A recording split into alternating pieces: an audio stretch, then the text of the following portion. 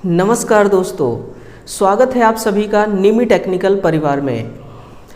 तो आइए हम लेकर आ चुके हैं आपके लिए एक बहुत ही शानदार क्लास और आज हम एक नए चैप्टर की ओर अग्रसर हो रहे हैं और आपका चैप्टर है एसी मोटर वाइंडिंग।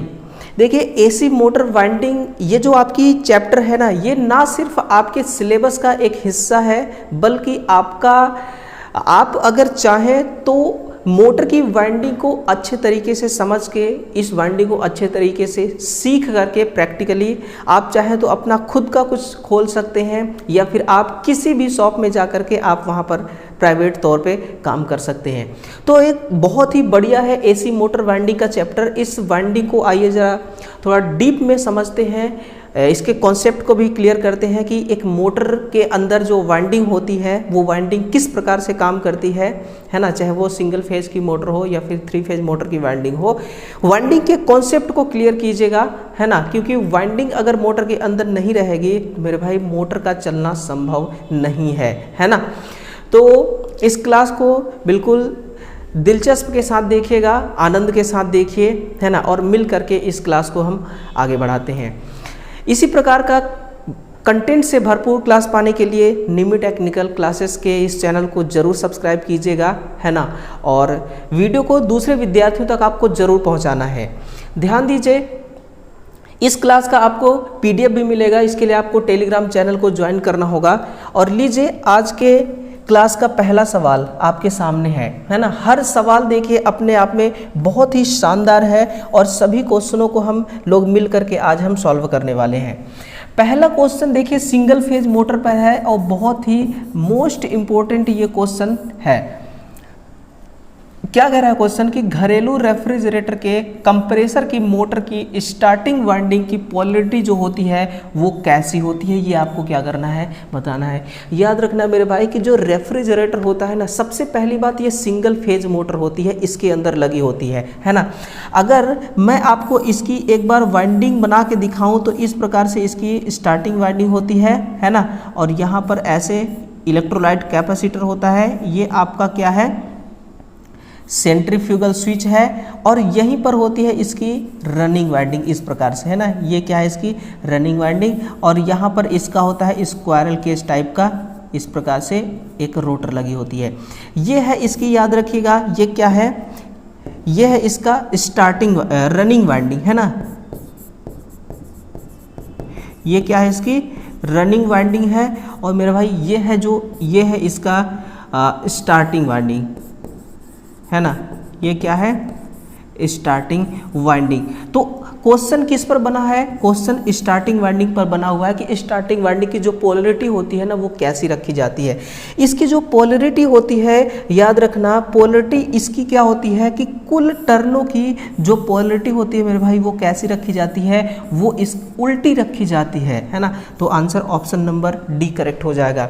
यानी कि अगर हम इधर प्लस माने, है ना, इधर माइनस, तो ये क्या हो जाएगा, इधर माइनस हो जाएगी और इधर क्या हो जाएगी, प्लस हो जाएगी, है ना। तो इस प्रकार से इसकी क्या होती है, पोलैरिटी विपरीत होती है, उल्टी होती है ना। और इसमें सिंगल फेज प्रकार की इसमें मोटर का इस्तेमाल किया जाता है।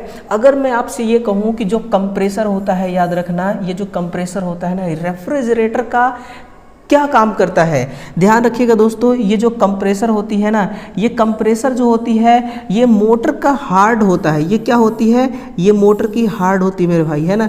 ये मोटर की क्या होती है, ये मोटर का दिल होता है। जिस प्रकार से कंप्यूटर का दिल सीपीयू होता है ना, वैसे ही इस मोटर का जो दिल है मेरे भाई वो क्या होता है, एक कंप्रेसर होती है। हमने कंप्रेसर को दिल क्यों माना, क्योंकि ये क्या काम करता है, ये कूलिंग का काम करता है। ये किसका काम करता है, ये काम करता है कूलिंग करने का, है ना।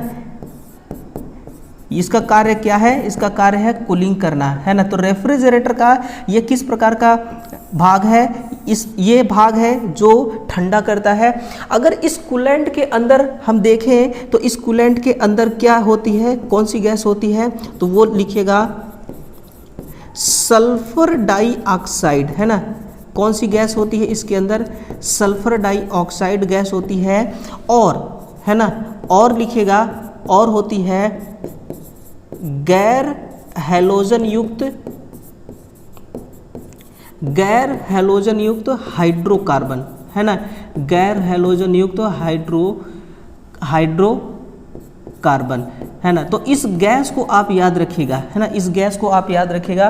मुझे मालूम है इस गैस के बारे में कभी भी क्वेश्चन नहीं बनेगा, है ना, लेकिन आपको उतना ही सिर्फ नहीं पढ़ना है, आपको सिर्फ उतना ही नहीं पढ़ना है जितना आपके सिलेबस में है। आपके पास देखिए एक्स्ट्रा नॉलेज होना चाहिए, है ना, आपके काम ये चीज़ें बहुत ज़्यादा आएंगी और हो सकता है ये क्वेश्चन पूछा भी जा सकता है। ठीक है मेरे भाई, तो बहुत बढ़िया क्वेश्चन था, है ना, मज़ा आ गया। अगला क्वेश्चन देखिए कि सिंगल फेज, है ना, क्वेश्चन क्या कह रहा है कि सिंगल फेज तथा 3 फेज इंडक्शन मोटर के वाइंडिंग का क्लास ए जो होता है ना, इसके इंसुलेशन का मैक्सिमम टेम्परेचर का जो लिमिट होता है वो कितना होता है ना, ये आपको बताना है। तो ये होता है देखिए 105, है ना, लेकिन ऑप्शन में तो 105 नहीं है, तो मैं एक और यहाँ पर ऑप्शन दे देता हूँ ई का, और यहाँ लिख देता हूँ 105 डिग्री सेंटीग्रेड, है ना। अब ऑप्शन नंबर जो डी है ये क्या है, आप ई है जो सही होगा, 105 डिग्री सेंटीग्रेड इसका क्या है, तापमान है। देखिए आपने देखा होगा कि जब मोटर के अंदर हम क्या करते हैं मेरे भाई, वाइंडिंग लपेटते हैं ना, तो उस वाइंडिंग को हम लेयर बाय लेयर लपेटते हैं, यानी कि एक दूसरे के ऊपर इस प्रकार से हम क्या करते हैं, लेयर चढ़ा देते हैं ना, इस प्रकार से हम क्या करते हैं, लेयर चढ़ा देते हैं। तो वाइंडिंग एक दूसरे के ऊपर चढ़ी हुई होती है, लेकिन फिर भी वो शॉर्ट नहीं होती, है ना, लेकिन फिर भी चाहे तो वो शॉर्ट हो जाती है। कब शॉर्ट नहीं होती है, कब शॉर्ट होती है, देखिए जो इंसुलेशन होता है ना वही शॉर्ट होने से बचाती है। और जब मोटर आपकी ओवरलोड हो जाती है तो ओवरलोड के कारण ओवरहीट हो जाती है, जिससे ये इंसुलेशन जो है पूरी तरह से समाप्त हो जाती है और मोटर की जो वाइंडिंग होती है ना वो शॉर्ट हो जाती है। ठीक है ना, तो इस प्रकार से ओवरलोडिंग से आपको मोटर को बचाना है। इसलिए देखिए हमेशा क्या करते हैं, हमेशा ओवरलोड से बचने के लिए हम स्टार्टर का प्रयोग करते हैं, है ना। चलिए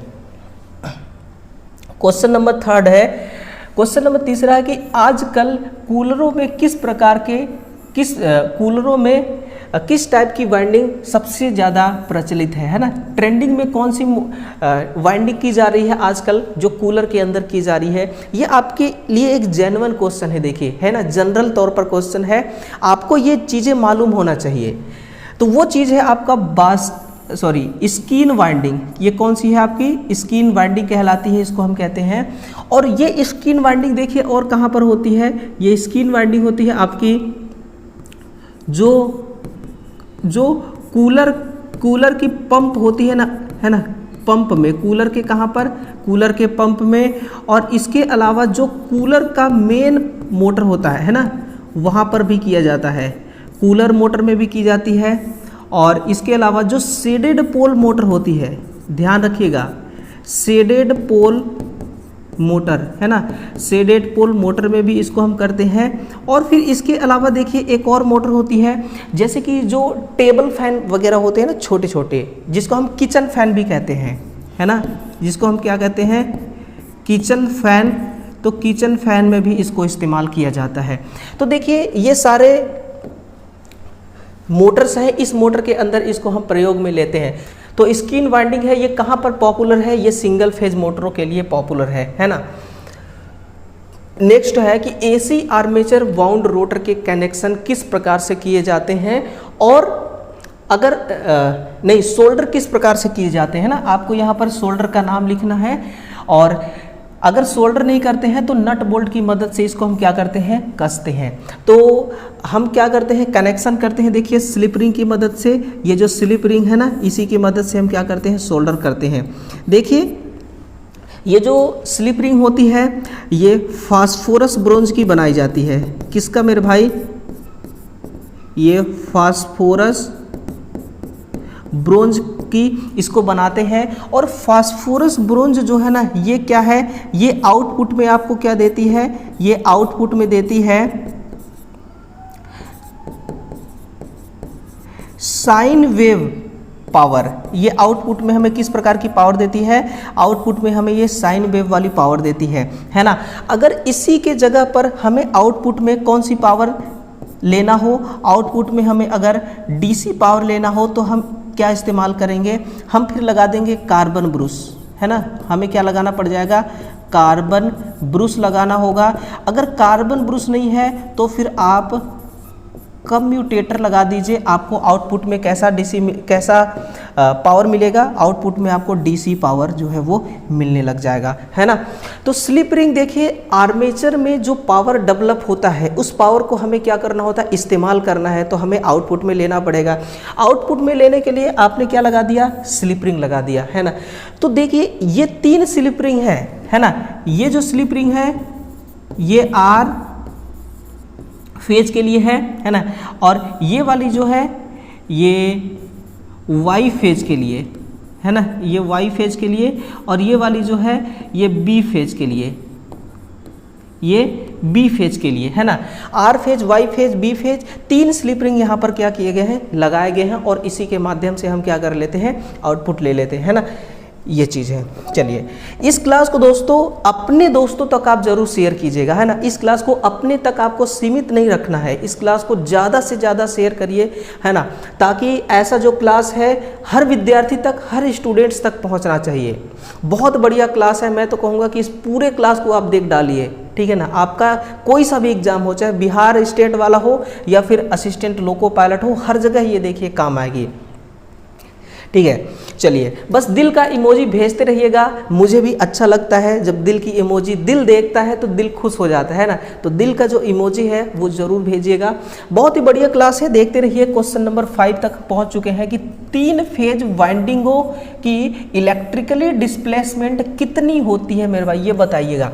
ये कितना होता है, 180 डिग्री, कितना, 180 डिग्री इलेक्ट्रिकली डिफरेंस होता है।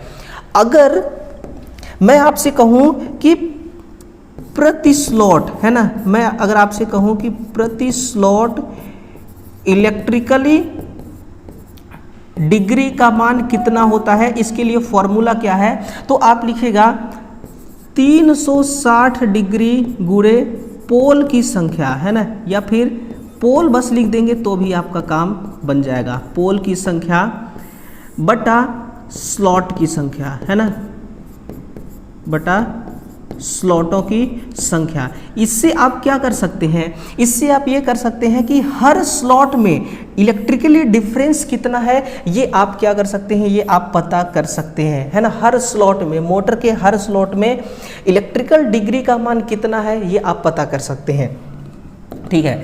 अगला देखिए क्वेश्चन नंबर 6 है कि शेडिंग पोल मोटरों की टॉर्क किस बात पर निर्भर करती है। एक ऐसा मोटर है देखिए जो खिलौनों में यूज किया जाता है, जिसका स्टार्टिंग टॉर्क बहुत ज़्यादा कम होती है ना। तो उस मोटर का नाम है शेडिंग पोल मोटर, है ना, शेडिंग पोल मोटर। इसमें जो टॉर्क जनरेट होता है वो किस पर निर्भर करता है, स्टार्टिंग वाइंडिंग पर, रनिंग वाइंडिंग पर, या स्टार्टिंग रनिंग टॉर्क जो है ये शेडिंग रिंग पर ही निर्भर करती है। तो ये बिल्कुल जो है ना ऑप्शन नंबर डी ये बिल्कुल सही बोल रहा है। ध्यान से अगर आप देखेंगे यहाँ पर ना तो आपको बहुत कुछ दिखेगा।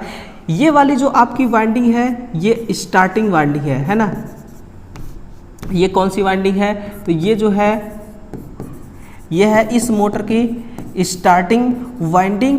और जो स्टार्टिंग वाइंडिंग है ना ये मेन पोल पर है ना, इसको मैं नाम अगर दूं तो ये कौन सी पोल है, ये इस मोटर का मुख्य पोल है ना। याद रखिएगा कई बार क्वेश्चन पूछ चुका है कि मुख्य पोल के अकॉर्डिंग जो शेडेड पोल होते हैं ना उसका साइज कितना होता है। यहाँ से देखिए ये आपका शेडेड पोल है ना, इसका साइज कितना होता है, तो मुख्य पोल का 1/3 कितना, मुख्य पोल का 1/3 इसका क्या होता है, भाग होता है। और इस पर जो वाइंडिंग लपेटते हैं इसको हम कहते हैं शेडिंग कॉइल। इसको हम क्या कहते हैं, शेडिंग कॉइल। शेडिंग कॉइल का काम क्या होता है, इसका काम होता है मोटर को स्वचालित बनाना, यानी कि मोटर को क्या करना, मोटर को ये सेल्फ स्टार्ट बनाती है ना, मोटर को क्या करती है, सेल्फ स्टार्ट बनाती है।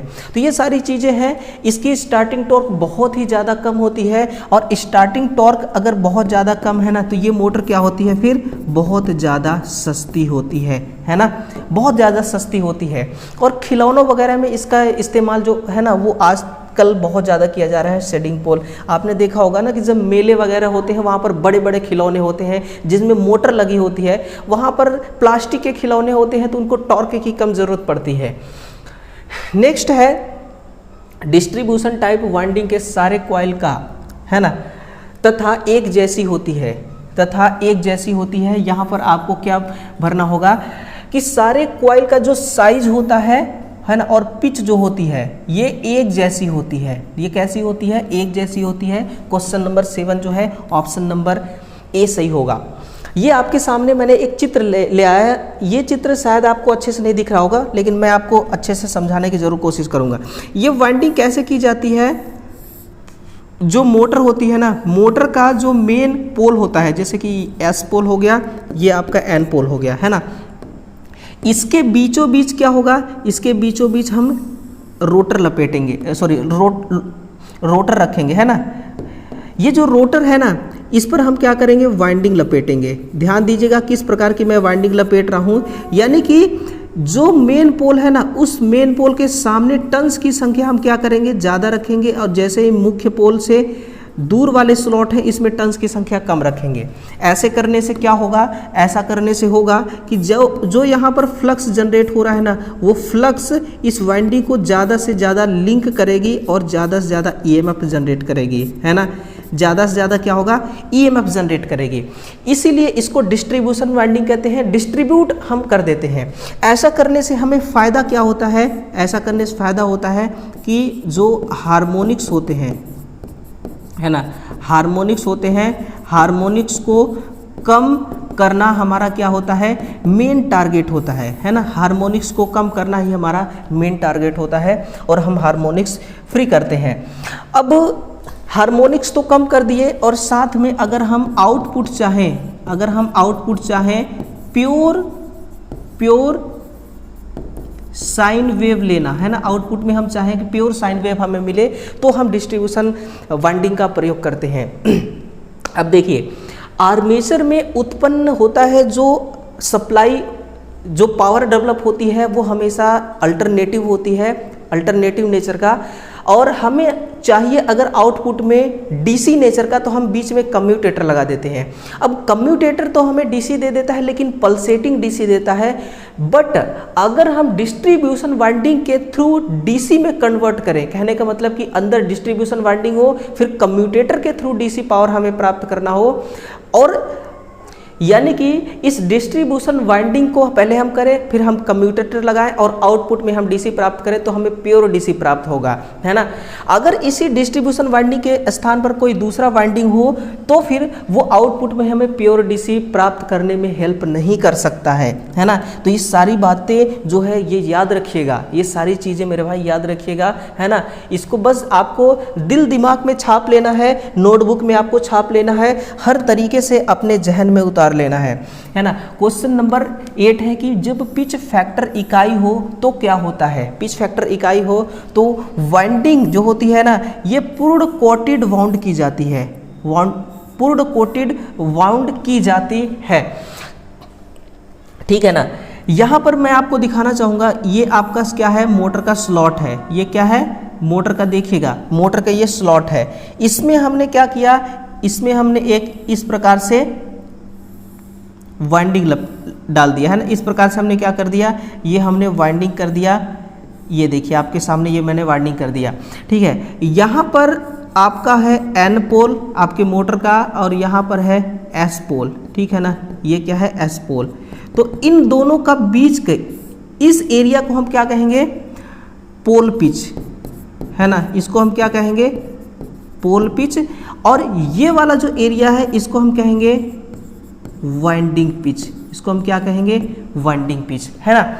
ये क्या कहलाती है? आपकी वाइंडिंग पिच। पिच फैक्टर क्या होता है? पोल पिच बटे वाइंडिंग पिच, यही होता है आपका पिच फैक्टर, और इसका मान हमेशा 180 अंश होना चाहिए। ध्यान दीजिएगा, जो पिच फैक्टर होता है ना, जो पिच फैक्टर होता है, पिच फैक्टर बराबर क्या होता है कि 2e cos अल्फा बटा 2 बटा 2e, है ना। ये इसका क्या है? ये इसका फॉर्मूला है 2e से 2e कट जाएगा, बचेगा क्या, cos अल्फा बटा 2।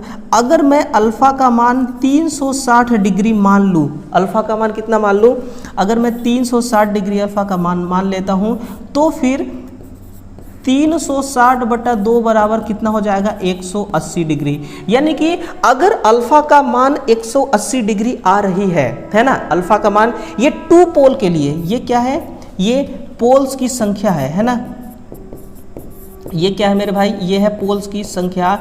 अगर 2 पोल के लिए देखा जाए तो 180 अंश आता है ना। अगर 180 अंश आ रहा है पिच फैक्टर का मान, तो फिर आप समझिए कि ये वाइंडिंग जो है ना पूर्ण पिच्ड वाइंडिंग कहलागी। मोटर के अंदर कैसी वाइंडिंग करी जाएगी, पूर्ण कॉर्टेड वाउंड का मतलब पूर्ण पिच वाउंड है ना, सिंपल सी बात है। तो इसको आप समझिए, ठीक है ना, इसको आप समझिए।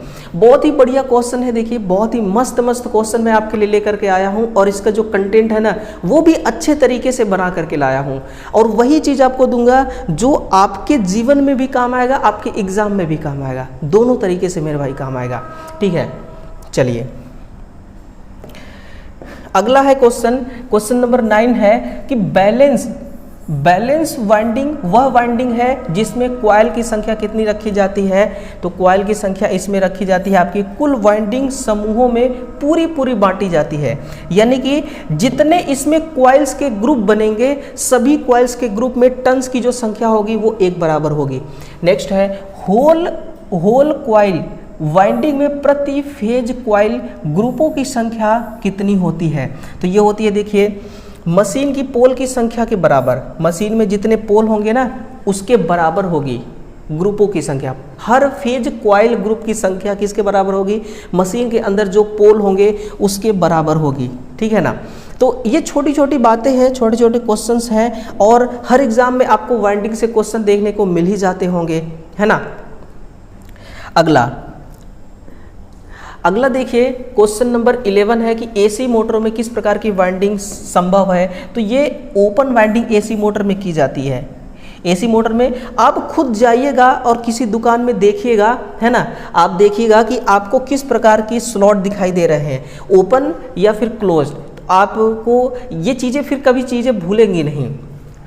कॉइल की एक्टिव साइड वह साइड है, किसको हम एक्टिव साइड कहते हैं, जरा बताइएगा, जो बाहरी कनेक्शन लीडों से जुड़ी होती है ना, यानी कि ये वाली पॉइंट, या फिर जो स्लॉट से बाहर डाली जाती हैं ये वाली पॉइंट, या फिर जो स्लॉट के अंदर डाली जाती हैं ये वाली पॉइंट, है ना। ये देखिए ये क्या है, ये आपका जो है ना इसको हम क्या कहते हैं, ये आपका है स्लॉट, ये क्या है स्लॉट। स्लॉट के अंदर क्या है, स्लॉट के अंदर जो वाइंडिंग है ना, वाइंडिंग का जो भाग है वो मैक्सिमम ईएमएफ उत्पन्न करेगा। क्यों, क्योंकि वहाँ पर जो फ्लक्स का लिंकेज है वो ज़्यादा होगा, है ना। और जो ये है इसको हम कहेंगे इनएक्टिव साइड। इनएक्टिव साइड में क्या होगा, फ्लक्स का लिंकेज कम होगा तो कम यहाँ पर ईएमएफ जनरेट होगी, इसलिए इसको इनएक्टिव, इसको एक्टिव साइड कही जाती है ना। और ये इसके क्या है, ये इसके स्लॉट हैं। तो देखिए ये 1 टन्स के लिए है, ये 1 से ज़्यादा टन्स के लिए है, मल्टी टन्स के लिए है, यानी कि यहाँ पर 1 से ज़्यादा टन्स लगे हुए हैं, इसलिए ये क्या है मल्टी टन्स कॉइल है ना। बाकी चीज़ें जो है वो बिल्कुल क्लियर है। अगला आप देखना, बहुत बढ़िया क्वेश्चन एक और आ रहा है कि किसी मोटर में, है ना, किसी मोटर में वाइंडिंग के कॉइल के समूह को वाउंड किया जाता है, किसी मोटर में वाइंडिंग के कॉइल के समूह को वाउंड किया जाता है, तो वो कॉपर की कोर पर करते हैं। किस पर करते हैं, कॉपर की कोर पर। और मोटर में कभी भी देखिए एल्यूमिनियम वगैरह हम यूज़ करते नहीं हैं, चाहे सिंगल फेज मोटर हो या फिर 3 फेज मोटर हो, है ना। इतना चीज़ें तो आपको बहुत अच्छी तरह से पता होंगी। वहीं पर क्वेश्चन नंबर 14 है, ये क्वेश्चन नंबर 14 को देखिए, सही तथ्यों का आपको क्या करना है, मिलान करना है ना। क्लास सी इंसुलेशन का अधिकतम तापमान क्लास एफ, क्लास सी है, क्लास एफ है, क्लास ई है और क्लास डी। देखिए क्लास सी का टेम्परेचर 130 डिग्री सेंटीग्रेड है ना, कितना 130। क्लास एफ का होता है 90, तो ये रही आपकी 90। और क्लास ई का होता है 180, ये है आपका 180। और क्लास डी का होता है 155, तो ये है आपकी 155, है ना। यानी कि चौथा, तीसरा, दूसरा और पहला किस में है, देखिए चौथा, तीसरा, दूसरा, पहला, ये रही आपका ऑप्शन नंबर 3। ऑप्शन नंबर 3 यही सही है, ठीक है ना। तो ये इसका क्या है, वाइंडिंग में जो इंसुलेशन होता है उस इंसुलेशन का टेम्परेचर के बारे में बताया गया है। ये आपके लिए एक नया क्वेश्चन था। नेक्स्ट है ग्राउलर के बारे में, ग्राउलर को किस किस्म की सप्लाई दिया जाता है। अब देखिए जो ग्राउलर होता है ना, ग्राउलर का इस्तेमाल इस फील्ड में ज़रूरत क्यों पड़ा है ना, क्यों हमने ग्राउलर को लाया। तो ग्राउलर देखिए एक ऐसा इंस्ट्रूमेंट है, ग्राउलर क्या है, एक इंस्ट्रूमेंट है जो एसी सप्लाई से चलती है। मैं जब दिल्ली में था ड्यूटी में, तो जहाँ पर मेरी ड्यूटी चलती थी जिस प्लांट में, उसके जस्ट बाजू में एक और कंपनी थी, वहाँ पर एसी मशीन के आर्मेचर जो है ना वो मशीनों के द्वारा वाउंड किए जाते थे, उसमें वाइंडिंग लपेटी जाती थी। तो क्या होता है कि जब फाइनली कोई मशीन किसी आर्मेचर को आर्मेचर में वाइंडिंग लपेट देता है तो उसको चेक करना होता है। कौन कौन सा चेकिंग किया जाता है, उसमें सबसे पहले चेक किया जाता था ओपन सर्किट दोष, है ना, उसमें चेक किया जाता था ओपन सर्किट दोष तो नहीं है, ठीक है ना। फिर चेक करते थे हम शॉर्ट सर्किट दोष, शॉर्ट सर्किट दोष भी इसमें चेक होता था। इसके बाद चेक होती थी अर्थ फॉल्ट, अर्थ फॉल्ट तो नहीं हो गया है ना। फिर इसके बाद चेक होता था उसमें बैलेंस परीक्षण, बैलेंस टेस्ट, ठीक है ना। तो ये 4 प्रकार का टेस्टिंग इस आर्मेचर के अंदर क्या किया जाता था, चेक की जाती थी। ये मोटर का क्या है, ये है मोटर का आर्मेचर वाला हिस्सा। यानी कि कोई मशीन मान लीजिए मोटर के ये आर्मेचर के स्लॉट के अंदर वाइंडिंग डाल रही है, तो मशीन डाल रही है तो वो स्पीड से डालती होगी, कई बार इंसुलेशन छिल जाता है तो जो वायर है वो बॉडी के साथ टच हो जाती है ना, तो उसको शॉर्ट सर्किट उसको अर्थ फॉल्ट भी हम कहते हैं, तो अर्थ फॉल्ट टेस्टिंग होगा।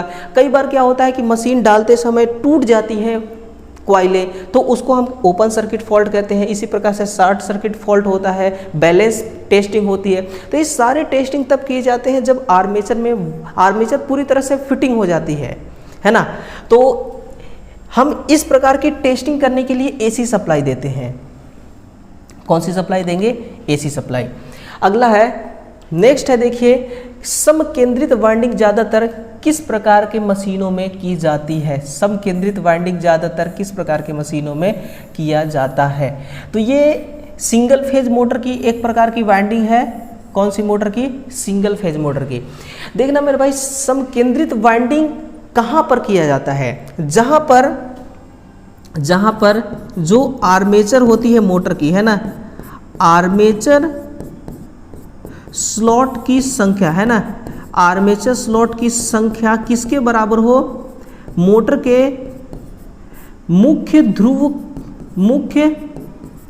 ध्रुवों की संख्या के, है ना, किसके, मोटर के अंदर जो मेन पोल है उसकी जो संख्या है वो, और जो आपके आर्मेचर के स्लॉट की संख्या है वो, दोनों एक दूसरे के क्या होने चाहिए, दोनों एक दूसरे के इक्वल होने चाहिए, है ना, दोनों एक दूसरे के बराबर होने चाहिए। वहीं पर हम करते हैं।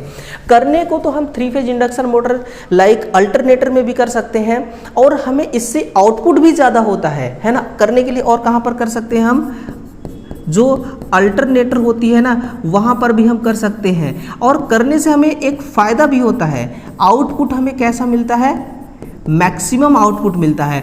लेकिन हमें जो आउटपुट पावर मिल रही है ना वो प्योर साइन वेव वाला नहीं मिलता है। इसलिए हम क्या करते हैं, हम सिंगल फेज मोटर में इस वाइंडिंग को हम क्या करते हैं, पहना देते हैं। सिंगल फेज मोटर में इस वाइंडिंग को हम लपेट देते हैं। इसलिए आंसर क्या हो जाएगा, ऑप्शन नंबर ए। अगला है देखिए कि हाफ कॉइल वाइंडिंग में प्रति फेज कॉइल ग्रुप की संख्या पोलों की संख्या के आधी होगी। अगर कॉइल हाफ है तो सिंपल सी बात है आधी ही होगी, है ना, दोगुनी तो हो नहीं सकती है। तो ऑप्शन बी सही हो जाएगा।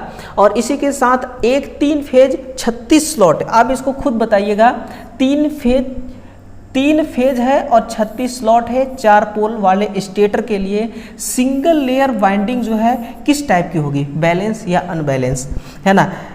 36/4 करेंगे कितना आएगा, 9 पोल, है ना। मोटर का पोल जो होता है ना हमेशा जोड़े में होती है। किस में होती है? हमेशा जोड़े में होती है। यहाँ पर जोड़ा नहीं बन रहा है, इसलिए कैसा वाइंडिंग हो जाएगा? अनबैलेंस वाइंडिंग हो जाएगी, है ना।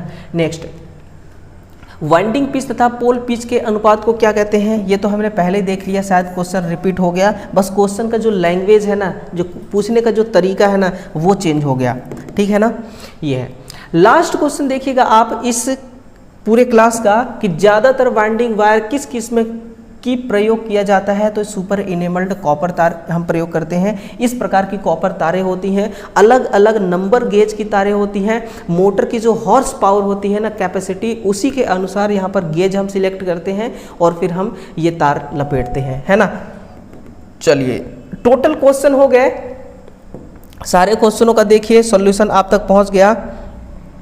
इस वीडियो को अब दोस्तों आपका काम है, आपका जिम्मेदारी है इस वीडियो को शेयर करना।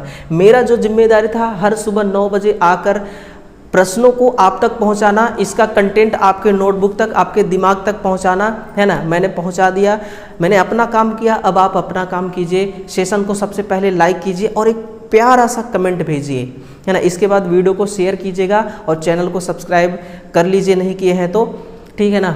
चलिए, हम दोस्तों आज हम बात करने वाले हैं, आपके लिए एक बहुत बढ़िया सेशन लेकर के आने वाला हूं कि जितने भी एएलपी के स्टूडेंट हैं उन सभी के लिए एक बढ़िया सेशन देने वाला हूं आई टेस्ट पर, है ना। जो मेडिकल स्टैंडर्ड होता है, जिसमें आंखों की टेस्टिंग की जाती है, आंखों का परीक्षण किया जाता है, उस पर जो चश्मा होता है 6x6, 6x9, 6x12, है ना। तो ये नंबर जो होते हैं ये क्या बताते हैं, इस नंबर में क्या कौन सी चीज़ें छुपी हुई हैं, उन सभी पर हम डिटेल से बात करने वाले हैं, ठीक है ना। तो उस वीडियो को भी आप ज़रूर देखिएगा, ठीक है। चलिए, उम्मीद है ये क्लास आपके दिल को ज़रूर टच किया होगा। अगर दिल को टच किया है तो ज़रूर एक दिल का इमोजी पहुंचना चाहिए मेरे तक, है ना।